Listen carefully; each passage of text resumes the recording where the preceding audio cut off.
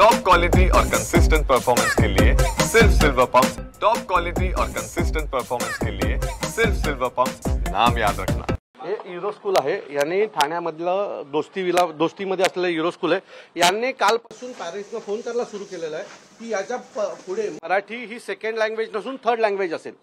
मराठी कशी third language असू शकते? हिंदी सेकंड लँग्वेज म्हणतात आणि मराठी थर्ड लँग्वेज असते।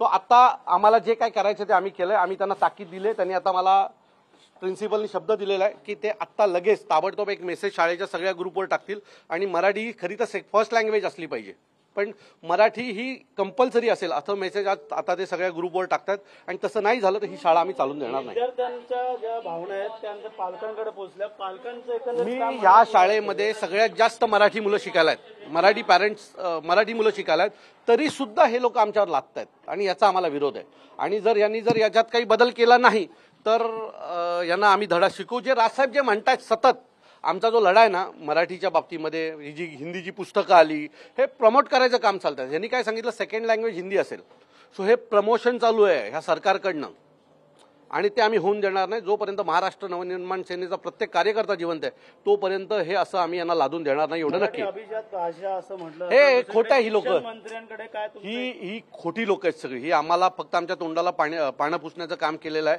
आम्हाला अभिजात भाषेचा दर्जा द्यायचा आणि एका बाजूला दुसऱ्या बाजूला कटकारस्थान करायचं, हे कशाला करताय सरकार? या महाराष्ट्राला जर मराठी आमची आई आहे तर तिचा अपमान रोज रोज का करताय तुम्ही? ना तुम्हाला GR करायचे काढा ना आणि सगळ्या शाळेला लादा ना। आता आता आता आता आता असं वाटतंय की सरकारपेक्षा शाळा मोठ्या आहेत का? त्यांचा मनमानी कारभार आहे। जर याच्या बाबतीत सरकारने योग्य निर्णय घेतला नाही तर शाळेंना भोगावं लागेल, एवढं नक्की। शिक्षण हे बिझनेस सुरू झालंय की काय? 1.5-2 लाख रुपये फीस घेतात हे लोक, बिझनेसच आहे। आणि यात हे सगळे सरकारी अधिकारी आणि नेते मिक्स आहेत। याच्यात कोणाकोणाच्या पार्टनरशिप आहेत एकदा चेक केलं की तुम्हाला कळेल।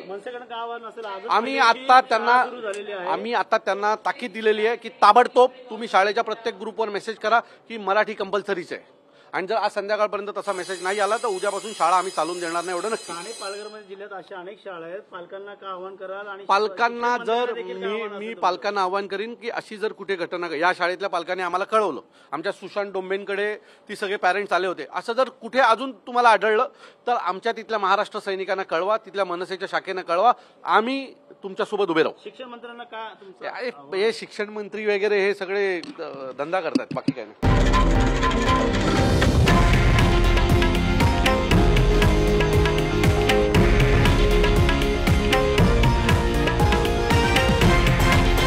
हे आहे देशातील नंबर 1 न्यूज नेटवर्क आणि आपण पाहत आहात TV9 मराठी, एकमेव।